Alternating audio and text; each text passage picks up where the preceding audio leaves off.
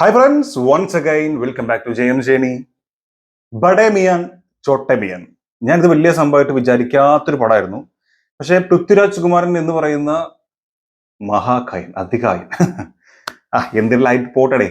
മലയാളത്തിൽ നിന്ന് ഒരാൾ, അത് ആരാണെങ്കിലും മറ്റൊരു സിനിമയിൽ, പ്രത്യേകിച്ച് ബോളിവുഡ് പോലൊരു സിനിമയിൽ, അതും പൃഥ്വിരാജ് ആകുമ്പോൾ അറിയാലോ, മലയാളം ഫിലിം ഇൻഡസ്ട്രിയെ തന്നെ മറ്റൊരു രീതിയിലേക്ക് മാറ്റും എന്ന് നമ്മൾ വിചാരിക്കുന്ന സലാർ പോലൊരു സിനിമയിൽ അഭിനയിച്ച് അതിന് ആദ്യ ചുവട് അല്ലെങ്കിൽ രണ്ടാമത്തെ മൂന്നാമത്തെ ചുവട് എടുത്തു വെച്ചിരിക്കുന്ന ഒരു നടൻ, ഒരു ഡയറക്ടർ, അദ്ദേഹത്തിന്റെ കയ്യിൽ നിന്ന് ഒരു പ്രൊഡ്യൂസർ. സോ അത്തരത്തിലൊരു സാധനം വരുന്നു എന്ന് പറഞ്ഞാണ് ഇതിന്റെ ഏറ്റവും വലിയ പ്രതീക്ഷ. ആൻഡ് എനിക്ക് ഒരുപാട് മെസ്സേജ് വന്നിട്ടുണ്ട്. കിഡിലൻ ടീസർ ആണെന്ന് പറഞ്ഞിട്ട്. സോ പുള്ളിക്കാരൻ മലയാളത്തിലൊക്കെ ഡയലോഗ് പറഞ്ഞിട്ടുണ്ട് എന്നൊക്കെ പറഞ്ഞു കേൾക്കുന്നുണ്ട്. എനിവേ നമുക്ക് ആ സാധനം ഒന്ന് കണ്ടിട്ട് വരാം, വേറെ പണിയൊന്നുമില്ലല്ലോ. Red day.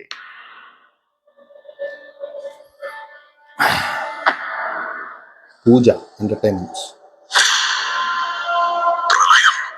സർവനാശം വിതയ്ക്കുന്ന മഹാപ്രളയം.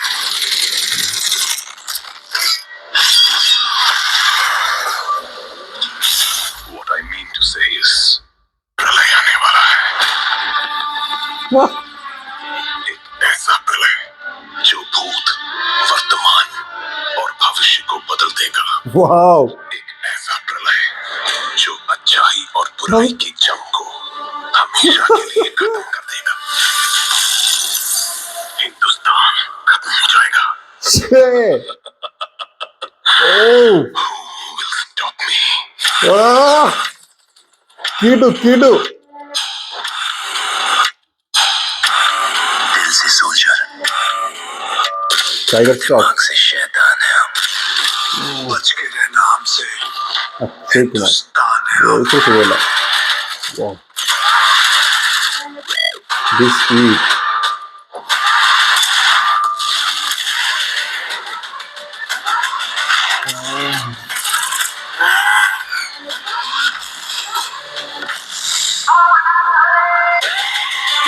man.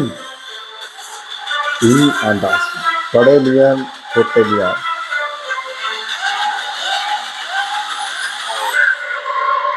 അബ്ബാസ് സഫർ. മോനെ 2020 കിഡില്ല കേട്ടോ. ഞാൻ ലാസ്റ്റ് വരെ പൃഥ്വിരാജിന്റെ ഒരു ഫേസ് റിവീൽ ആകുമോ എന്ന് ഇങ്ങനെ നോക്കിക്കൊണ്ടിരുന്നു. ആ ബാക്കിൽ നിന്ന് മുടി എത്ര മുടി അത് കെട്ടിവെച്ച് ഒരു മാരക ഗെറ്റപ്പ് തന്നെ ആയിരിക്കും പുള്ളിക്കാരൻ മേ ബി വരിക. ആൻഡ് ഈ എൻറ്റയർ ടീസറിൽ ഏറ്റവും ഗൂസ് ബംസ് ഉണ്ടാക്കിയിട്ടുള്ളത് പൃഥ്വിന്റെ വോയിസ് ആണ്. അത് മലയാളം, ആ പ്രളയം എന്ന് പറഞ്ഞിട്ടുള്ള സാധനമാണെങ്കിലും എന്താ പറയുക, ഹിന്ദിയൊക്കെ ഡബിങ് ചെയ്തിരിക്കുന്നതൊക്കെ എന്ത് രസമായിട്ടാണ്. ഈ പൊതുവെ ബാക്കി ഉള്ള ലാംഗ്വേജിൽ, അല്ലെങ്കിൽ ഇപ്പോ ഇവരുടെ ഇപ്പോ അക്ഷയ് കുമാർ ആണെങ്കിലും എന്താ ടൈഗർ ഷ്രോഫ് ആണെങ്കിലും നമുക്ക് എടുത്തു നോക്കാം. ആ വോയിസിന്റെ ഒരു സംഭവം ഉണ്ടല്ലോ, അത് ഇത്രയൊന്നും കിട്ടില്ല. ആ ഡയലോഗ് ഡെലിവറിന്റെ ആ ഒരു ഗാംഭീര്യം, അല്ലെങ്കിൽ അതിന്റെ ഒരു സ്റ്റൈൽ, അത് പൃഥ്വിന്റെ 7 അകലത്ത് എത്തുന്നില്ല എന്നാണ്. ടൈഗർ ഷ്രോഫ് പിന്നെയും കുറച്ചുകൂടി നൈസായിട്ട് വന്നിട്ടുണ്ട്. പക്ഷെ അക്ഷയ് കുമാറിന്റെ ഒരു മീൻസ് ഞാൻ കമ്പയർ ചെയ്യുന്നത് പൃഥ്വിയുടെ വോയിസ് ആയിട്ടോ. ഒട്ടും അതിന്റെ ഒന്നും എങ്ങോട്ടും എത്തിയിട്ടില്ല. അപ്പൊ പൃഥ്വി അത്രയും ഭയങ്കര രസമായിട്ട് ചെയ്തിട്ടുണ്ട്. And who will stop me എന്നാണ് ചോദിച്ചത് അല്ലെ.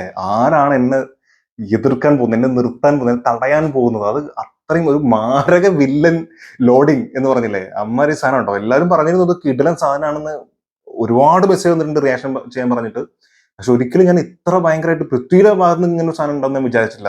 ഞാൻ വിചാരിച്ചത് ആസ് യൂഷ്വൽ നമ്മൾ എപ്പോഴും കാണുന്ന സംഭവങ്ങളുണ്ടല്ലോ. നമ്മൾ പൊതുവെ യൂഷ്വലി ഈ ബോളിവുഡ് സംഭവം എടുത്തു നോക്കിയാൽ തന്നെ അതിലെപ്പോഴും നമ്മൾ കാണുന്ന ചില സംഭവങ്ങൾ. ഇപ്പൊ ഇതിൽ തന്നെ ലാസ്റ്റുള്ള ഒരു അക്ഷയ് കുമാർ എന്ന് പറഞ്ഞാൽ ബൈക്കിൽ ഇങ്ങനെ പാറിയിട്ട് എന്താ പറയാ, ഹെലികോപ്റ്റർ പോയിട്ട് ഇടിച്ചിട്ട് കത്തിപ്പൊളിഞ്ഞ് ഇമാതിരി സാധനങ്ങൾ കുറെ ഉണ്ടാവും. അത് തീർച്ചയായിട്ടും ഉണ്ടാവും. പക്ഷെ അതിൽ നിന്ന് ഡിഫറെന്റ് ആയിട്ട് എന്തായിരിക്കും ഇതിന്ന് വെച്ചാൽ പൃഥ്വി, അത് തന്നെയാണ് ഇതിന്റെ മെയിൻ ഡിഫറൻസ്.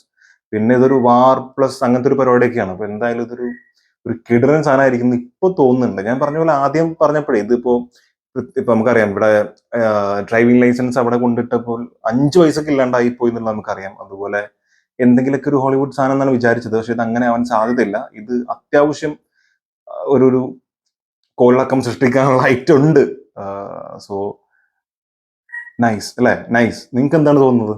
നന്നായി തന്നെയാണ് എനിക്ക് തോന്നുന്നത്. പിന്നെ പൃഥ്വിന്റെ ഫേസും കൂടെ ഒന്ന് കാണുകയാണെങ്കിൽ പൊളിച്ചാനെ. ആൻഡ് പൃഥ്വിയുടെ ലാസ്റ്റുള്ള ഒരു സ്മൈൽ പറയുന്നത് മൊത്തം പൃഥ്വിനെ കുറിച്ചാട്ടോ. ബാക്കിയുള്ള ആളുകളൊക്കെ ഉണ്ടെങ്കിലും ആസ് എ മലയാളി നമുക്ക് അതായിരിക്കും കുറച്ചുകൂടെ. മലയാളി മാത്രമല്ല, എനിവേ സലാർ എന്ന് പറഞ്ഞ സിനിമയ്ക്ക് ശേഷം പൃഥ്വിരാജിന് കിട്ടിയിരിക്കുന്ന മൈലേജ് ഭയങ്കരമാണ് ബാക്കിയുള്ള സ്ഥലത്തേക്ക്. അല്ലാണ്ട് തന്നെ പൃഥ്വിയുടെ കുറെ സിനിമകൾ ഇറങ്ങിയിട്ടുണ്ടെങ്കിൽ പോലും ആ സിനിമ ഉണ്ടായി കൊടുത്തൊരു മൈലേജ് ഭയങ്കരമായിരിക്കും. അത് 5 പൈസക്ക് ഇല്ല എന്ന് പറയുന്നവരുണ്ട്, അടിപൊളി എന്ന് പറയുന്നവരുണ്ട്, സൂപ്പർ മൂവി എന്ന് പറയുന്നവരുണ്ട്. എനിക്കൊക്കെ നല്ല മൂവി ആയിട്ടാണ് തോന്നിയിട്ടുള്ളത്. എന്തായാലും എബോ ആവറേജ് നിൽക്കുന്ന മൂവി ആയിട്ടാണ് സലാർ എനിക്ക് ഫീൽ ചെയ്തിട്ടുള്ളത്.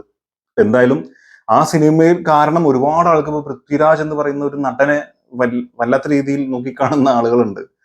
ഇങ്ങനെ എന്നുള്ളതല്ല ഉദ്ദേശിച്ചത്, നല്ല രീതിയിൽ നോക്കിക്കാണുന്ന ഒരുപാട് ആളുകൾ ഇപ്പോൾ ഉണ്ടായിട്ടുണ്ട്. ഇതിനെ കുറിച്ച് ഒരുപാട് കമന്റ്സ് വരുമ്പോൾ നമുക്കത് അറിയാം. ആ സിനിമേന്റെ റിവ്യൂലാണെങ്കിൽ പോലും മറ്റുള്ള ആളുകൾ അതിനെക്കുറിച്ച് സംസാരിക്കുന്ന കേൾക്കുമ്പോൾ നമുക്ക് അഭിമാനം തോന്നാറുണ്ട്. സോ അങ്ങനെയുള്ള ഒരു അവസരത്തിലാകുമ്പോൾ ഈ സിനിമയിൽ പൃഥ്വിയുടെ ഈ ഒരു ഡയലോഗ് ഡെലിവറി ആണെങ്കിലും അദ്ദേഹത്തിന്റെ അഭിനയമാണെങ്കിലും മറ്റുള്ളവരായിട്ട് കറക്റ്റ് ആയിട്ട് അത് കമ്പയർ ചെയ്യുന്നുള്ളതിൽ ഒരു ഡൗട്ടും വേണ്ട. പൊതുവെ മലയാളം നിന്ന് ഒരാൾ വന്ന് ഗസ്റ്റ് റോൾ ചെയ്തെന്നുള്ള രീതിയിലായിരിക്കില്ല, അതിലെ മെയിൻ വില്ലൻ ആവാനാണ് സാധ്യത. ആൻഡ് ഹിന്ദുസ്ഥാനെതിരെ നിൽക്കുക എന്നാണ് പറഞ്ഞതെന്നാണ് എനിക്ക് തോന്നുന്നത്. അപ്പോൾ ഓപ്പോസിറ്റ് നിൽക്കുന്ന ഒരു സംഭവം തന്നെ ആയിരിക്കാം. എന്തായാലും കണ്ടറിയാം. എനിക്ക് ഭയങ്കരമായിട്ട് ഇഷ്ടമായി. നിങ്ങൾക്ക് ഇഷ്ടപ്പെട്ടു എന്നുണ്ടെങ്കിൽ സബ്സ്ക്രൈബ്.